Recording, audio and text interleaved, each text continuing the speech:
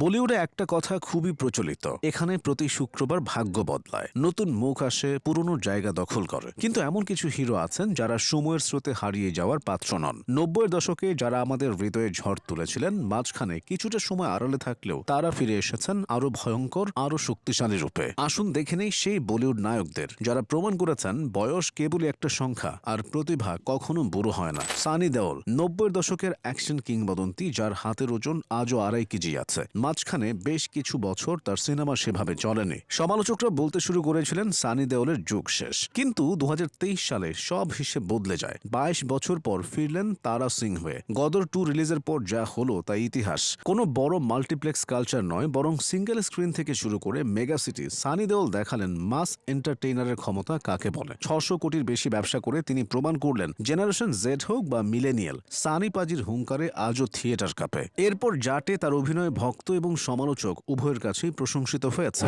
ববি দেওল বড় ভাই যেখানে অ্যাকশনে কাঁপাচ্ছেন, ছোট ভাই সেখানে হয়ে উঠেছেন ইন্টারনেটের সেন্সেশন। একসময়ের চকলেট বয় যার লম্বা চুলে মুগ্ধ ছিল হাজারো তরুণী, কিন্তু একটা সময় কাজ পাচ্ছিলেন না, হতাশা গ্রাস করেছিল তাকে। ববি ফিরে এলেন ওটিটি প্ল্যাটফর্ম দিয়ে। প্রকাশ ঝায়ের আশ্রম সিরিজে বাবা নিরালার নেগেটিভ চরিত্রে অভিনয় করে তিনি বুঝিয়ে দিলেন তিনি শুধু রোমান্টিক হিরো নন। তবে আসল বিস্ফোরণ ঘটল সন্দীপ রেড্ডি ভাঙার অ্যানিমেল সিনেমায়। কোনো সংলাপ নেই, শুধু চোখের ভাষা আর হিংস্রতা দিয়ে তিনি স্ক্রিন জুড়ে রাজত্ব করলেন। মাত্র 15 মিনিটের উপস্থিতিতে তিনি মেইন হিরোকেও ছাপিয়ে গেলেন। আজ তাকে সবাই ডাকে লর্ড ববি নামে। সাইফ আলী খান, তিনি খানদের মধ্যে সবচেয়ে আলাদা। 90-এর দশকে তিনি ছিলেন রোমান্টিক হিরো, কিন্তু সাইফ সময়ের সাথে নিজেকে ভেঙে চুরে নতুন করে গড়েছেন। যখন বড় বড় স্টাররা ওটিটি নিয়ে নাক সিটকাতেন, সাইফ তখন সেক্রেট গেমসের মাধ্যমে ভারতে ওটিটির বিপ্লব ঘটান। তবে তার আসল কামব্যাক বা রিইনভেনশন হলো ভিলেন হিসেবে। তানহাজি সিনেমায় উদয় ভানের চরিত্রে তার পাগলামি, বা সম্প্রতি আদিপুরুষ এবং তেলুগু সিনেমা দেভারাতে জুনিয়র এনটিআরের বিপরীতে তার উপস্থিতি ছিল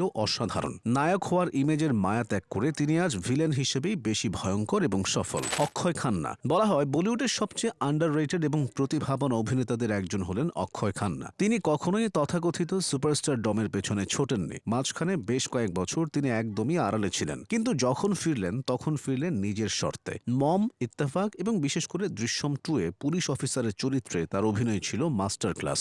সম্প্রতি সেকশন 375, ছাভা এবং সবশেষে ধুরন্ধর দিয়ে তিনি নিজের অভিনয়ের জাত চিনিয়েছেন। তিনি কথা বলেন কম, কিন্তু তার চোখ কথা বলে। অক্ষয় খান্না প্রমাণ করেছেন লিড হিরো না হয়েও শুধুমাত্র সাপোর্টিং বা প্যারালাল লিড রোলে অভিনয় করেও সিনেমার মেরুদণ্ড হওয়া যায়। ফারদিন খান, তার কামব্যাকটা শারীরিক এবং মানসিক উভয় দিক থেকেই অবিশ্বাস্য। 2010 সালের পর প্রায় 14 বছর তিনি ইন্ডাস্ট্রি থেকে গায়েব ছিলেন। ট্রোল হয়েছিলেন নিজের বেড়ে যাওয়া ওজন নিয়ে, কিন্তু 2024 সালে তিনি ফিরলেন রাজকীয়ভাবে। সঞ্জয় লীলা বানসালির হীরামুন্ডি দিয়ে তার প্রত্যাবর্তন। শুধু অভিনয় নয়, তার ফিটনেস ট্রান্সফরমেশন দেখে চমকে গেছে পুরো ভারত। সম্প্রতি খেল খেল মে সিনেমাতেও তাকে দেখা গেছে। ফারদিন খান দেখিয়ে দেন জীবনে বিরতি আসতেই পারে, কিন্তু সেখান থেকে ফিরে আসাটাই আসল যোদ্ধার পরিচয়। সানি, ববি, সাইফ, অক্ষয় এবং ফারদিন এসব নায়ক আমাদের শিখিয়েছেন যে ট্রেন্ড বদলাতে পারে, টেকনোলজি বদলাতে পারে, কিন্তু সত্যিকারের ট্যালেন্টের মৃত্যু নেই। 90-এর দশকের নস্টালজিয়া আর বর্তমানের পারফরম্যান্স, এই দুইয়ের মিশেলে তারা এখন অপ্রতিরোধ্য।